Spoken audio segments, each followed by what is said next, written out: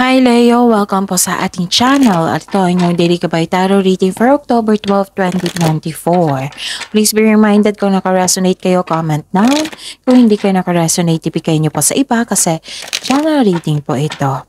This is for you Leo ngayong October 12, 2024.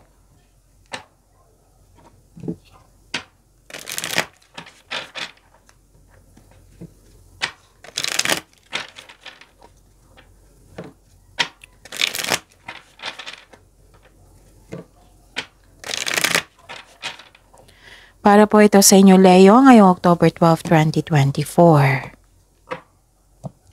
Maraming salamat po sa inyong patuloy na suporta at maraming salamat din po sa mga hindi nag-skip ng ads. Gamitin ang reading na ito bilang gabay lamang sa mga hindi pa nag-subscribe. Subscribe na po kayo at click bell notification para malaman nyo na may bago tayong video. Para sa mga gusto magpa-reading po, may lumabas dyan sa screen nyo ngayon. Panoorin nyo po at sundin ang instruction. Calling the attention sa mga suki ko dito na Leo. Open na po inyong Monthly Gabay Tarot reading for October 2024. May 6 months from now reading tayo at love life reading po. So message me Leo for schedule. Maraming salamat po. Spirits Guide, mga ganap po para kay Leo ngayong October 12, 2024. I need 3 cards po.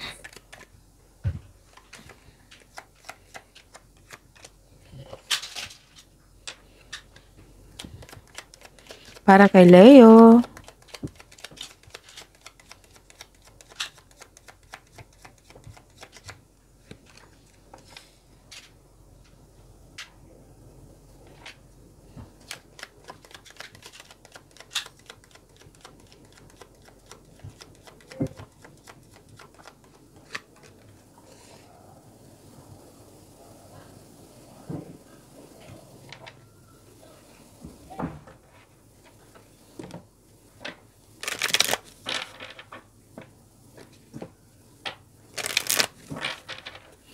Spirits Guide, mga mensahe po.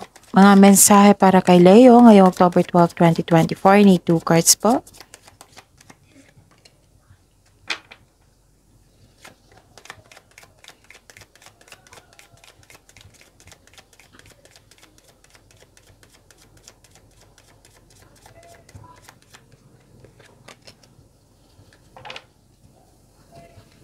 Okay. Leo.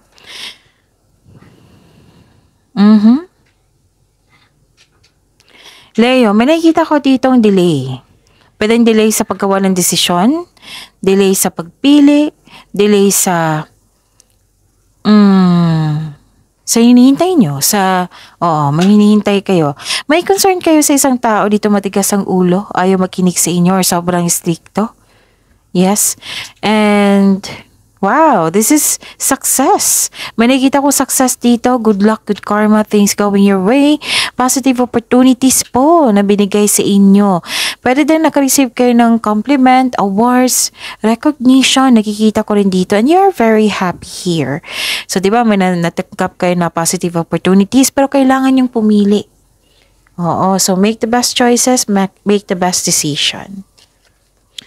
A new creative venture is on the horizon. So this is another opportunity. 3 card na nagsabi dito. See it as a positive change. And this is the second card na nagsabi dito na this is a positive change. Okay? Huwag kayong matakot or mag-hesitate sa changes na iyan kasi positive po iyan. Oo. Your dreams and desires are calling you to action. Wow! So, itong opportunity na ito, makapagbigay ito ng fulfillment sa inyong dreams sa buhay, sa inyong ambisyon sa buhay, goal nyo sa buhay. Okay? So, kailangan lang po daw na bigyan ng aksyon. The journey begins today. So, may new journey ngayon. Wow! Leo. Spirits Guide. Energy po ni Leo ngayong October 12, 2024. The clarification of this card po.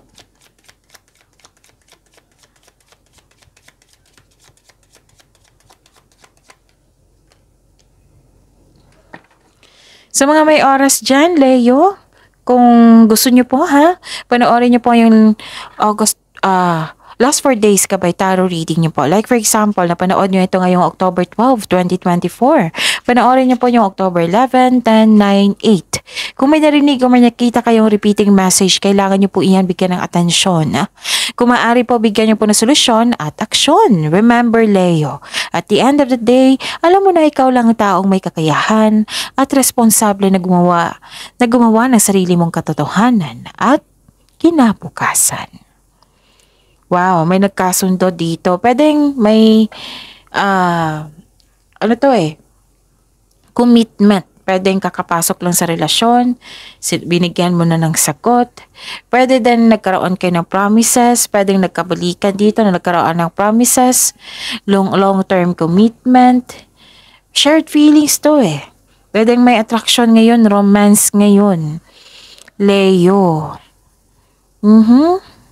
Pwedeng kakapasok lang isang relasyon, pagkakasundo, meron po dito. Pwede din sa career and money to na may nakipag-teamwork sa'yo, nakipag-team up sa'yo, or nakipag-sosyo sa'yo. Oo, nagkaroon kayo ng promises. So, this is pagkakaisa, partnership union. Okay? So, yon. Ano pa? Nakikita ko rin dito na you're slowing down. You're exercising your patience kasi nga nagkaroon ng delay. 2 card na po nagsabi niyan. Delay sa travel, delay sa matagal mo nang hintay, delay sa paggawa ng desisyon. Oo. They are divinely timed to highlight an important realization, something you need to recognize bago dumating itong delay na ito. Okay? So, enjoy the process without being so focused on the outcome. Tama tong gagawin mo na mag-exercise ka ng patient. You need to slow down. Okay, Leo? Spirit's Guide, Career and Money po ni Leo ngayong October 12, 2024.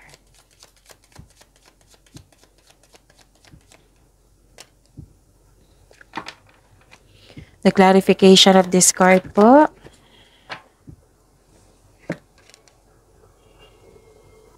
Nakikita ko dito na may nagsaselo sa inyo. Leo, may insecure, may self-centered dito.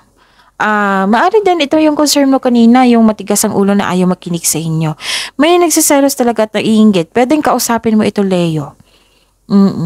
Kakausapin mo ito kahit i-reject ka pa niya or naging judger ito. Pero sabi ng card dito, kung may tao po daw sa buhay mo who has proven themselves na untrustworthy sila, better to have a healthy disconnection. Kung yun ay okay sa'yo. Nasa iyo naman yung desisyon eh. Okay? So, you are overcoming obstacles dito, Leo. Ang ganda. And this is your energy card also. Overcoming obstacles, self-assurance dito, very confident kayo.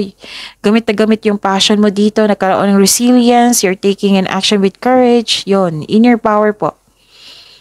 Kung ikaw ay okay, you have a confidence and persistence in your career, yes. You are eager to achieve a successful outcome sa work or business mo.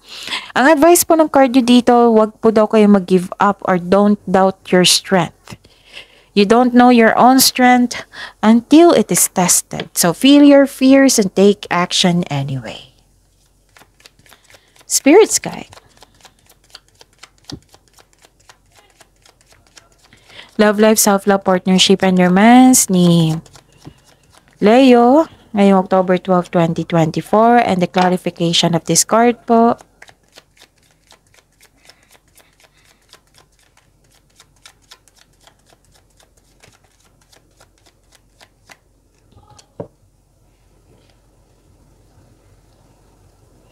May hindi nagkasundo dito, Leo. May hindi nagkasundo. Parang delay. Ilang beses na lumabas itong delay. Delay sa pag-uusap, delay sa pagdating. May disconnection dito sa isang tao. Kailangan mo daw ng mahabang pasensya dito and listen to your heart to get back on your track. Move forward to eh. Moving forward. Kasi malungkot ka, kasi nagkaroon ng disharmony, hindi pagkakasundo, disconnection. Pwedeng naalala nyo, pwedeng nangyari din ngayon, or na may nagpaalala sa iyo. Oo, nalungkot ka sa pagkawala ng bagay or tao, or may naalala ka nag-cause ng trauma sa iyo. So, lilipas din po ito, sabi po ng card nyo po. Basta i-acknowledge mo lang, kung gusto nyo umiyak, iiyak nyo po. Para magkaroon ng what I meant, pasensya na po, para magkaroon ng moving forward, silver linings po, moving on. Yes, moving forward, may pag-asa po. Okay, so see you tomorrow. Leo, please like, subscribe, and click bell button for notification para updated po kayo sa daily tarot reading natin. Maraming salamat po.